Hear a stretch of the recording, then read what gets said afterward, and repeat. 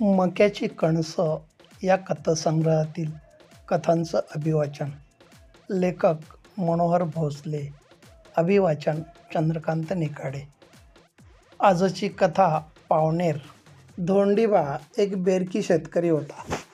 त्याची वडिलार्जित शेती कमी होती, मात्र त्याने इतर शेतकऱ्यांच्या जमिनी कसायला घेतल्या होत्या. जमिनीतून जे पीक घ्यायचा त्यामधला 4था हिस्सा तो जमीन मालकाला द्यायचा. शेतीला जोडधंदा असावा म्हणून त्यानं दूध दुभत्यासाठी गाई म्हैशीसुद्धा पाळल्या होत्या. घरातली 2-4 माणसं खाऊन पिऊन शिल्लक राहिलेलं दूध डेअरीत घालायचा. आठवड्याला मिळणाऱ्या दुधाच्या बिलातून घरखर्च चालायचा. तसा त्याचा हा प्रपंच म्हणजे एका ठिकाणी खड्डा काढायचा आणि दुसऱ्या ठिकाणी ढीग घालायचा असाच होता. जे काही करावं ते ज्याचं त्यालाच व्हायचं. गेल्या 2-4 वर्षात मात्र त्याची परिस्थिती जरा बिकटच झाली होती. एकदा पाऊस अति पडला आणि पिकं कुजून गेली. एकदा नदीला पूर आला आणि पिकं वाहून गेली. आणि एकदा तर पिकांवर रोग पडला.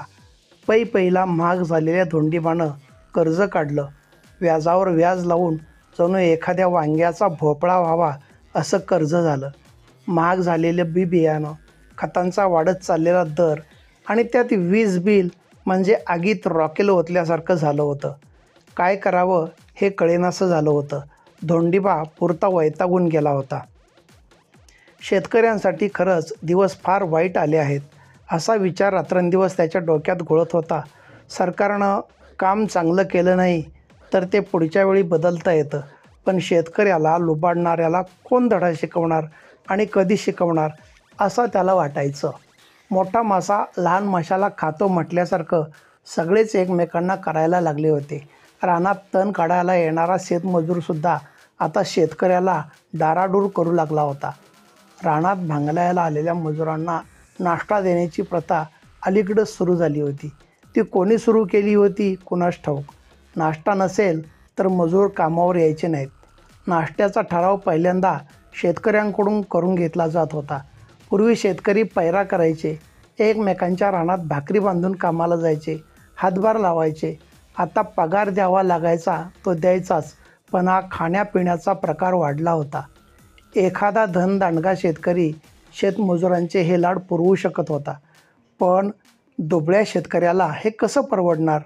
म्हणून ही प्रथा बंद करण्यासाठी आपणच काहीतरी केलं पाहिजे असा विचार धोंडीबाच्या मनात आला.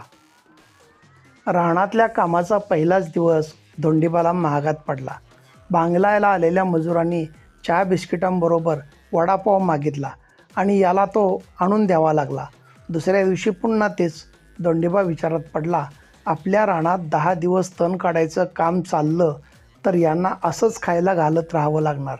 काही ना काही मार्ग शोधलाच पाहिजे म्हणत विचार करता करता त्याची ट्यूब पेटली. शेतकऱ्यांना लुबाडणाऱ्या या खादाडांना आज चांगलाच धडा शिकवायचा असं त्यानं ठरवलं. भांगलन सुरू होऊन 1-2 तास झाले असतील नसतील तेवढ्यात एक शेतमजूर धोंडीबाला म्हणाला, मालक, जावा की आता, नाश्त्याचा टाईम झाला आहे. जाऊ म्हणता? जावा की, घेऊन या वडापाव. धोंडीबा म्हणाला, नुसता वडापाव बास काय? का व, चहा बिस्किटं असतात की. ते नवा, वडापाव चहा बिस्किटं तर आणतोच आणि दुसरं काय पाहिजे असेल तर सांगा, ते पण आणतो. आणा की, तुम्हाला काय पाहिजे ते, आम्ही काय खायलाच बसलो आहे. असं म्हणता? मग फळं चालतील का? चालतात की, फळं चालतात, केळं चालतात आणि उकडलेली अंडी ते बी चालतात. झालं. एवढं सगळं नाश्त्याला मिळणार म्हटल्यावर शेतमजूर खुश. हातातलं खुरपं तणाच्या मुळात घुसायला लागलं. सगळ्यांच्या हात भरभरा हलायला लागले. नाश्ता आणायला गेलेला धोंडीबा अर्ध्या तासात परत रानात आला. हातातली खुरपी खाली टाकून सगळे गोळा झाले. त्यांच्यासमोर पिशवी ठेवली. त्याने सांगितलेले सगळे पदार्थ पिशवीत होते. संत्री, मोसंबी, केळी, सफरचंद, वडा, पाव, भजी प्रत्येकानं मोठ्या आनंदाने खाल्ली. तरी पण एका मजुराने शंका विचारली, ते नवा धोंडबा, हे वडं, पाव, भजी फुटल्यात कसं काय? फुटणारच की, तिथनं इथं इस्तोर पिशवीत चेंगराचेंगरी होणार नाही वय. वय वय, बरोबर आहे. म्हणत धोंडीबाच्या उत्तरावर समाधान मानत सगळ्यांनी त्याचं तोंड भरून कौतुक केलं. रानातली भांगलन संपली. शेतमजुरांनी दुसऱ्याच्या रानात काम धरलं आणि दुसऱ्या शेतकऱ्याकडं धोंडीबासारखा पाहुणचार करण्याचा आग्रह धरला. धोंडबा पाहुणेर करू शकतो, मग तुम्ही का नाही करू शकत? मी काय एवढा धाडशी नाही बाबा, तो शेतकरी म्हणाला. पाहुणेर करायला धाडस नाही, मोठं काळीज लागतंय धोंडबासारखं. होय काय? तुम्हाला कुठं माहीत आहे अजून तो किती मोठ्या काळजाचा आहे ते? म्हणजे हो, एकटा म्हणाला. म्हणजे मी तुम्हाला त्याच्यासारखा पाहुणेर करावा असं वाटत असेल तर करतो, पण आज नाही, परवा दिवशी करतो. परवा दिवशी का? का म्हणजे आजच पलीकडच्या गल्लीतला म्हातारा मेलाय. तो काय त्याच्या मायताच्या निवदाला ठेवल्या लावून देणार काय आम्हाला? होय, मग धोंडीबा कुठला आणत होता? मायताच्या निवदावर ठेवलेली संत्री, मोसंबी, केळी, सफरचंद, वडा, पाव, भाजी, उकडलेली अंडी उचलून आणायचा. म्हणजे धाडसच की. रानात कामाला आलेल्या प्रत्येकाच्या अंगावर काटा आला. स्मशानभूमीत कावळ्यानं चोच मारलेला वडा पाव मिटक्या मारून खाणाऱ्यांची घाबरगुंडी उडाली. एकटा तर घाबरून म्हणाला, काय सांगता? आणि मग आपला खर्च वाचवण्यासाठी याही शेतकऱ्यानं धोंडीबाची करामत जोर लावून सांगितली. सगळ्यांचीच बोलती बंद झाली.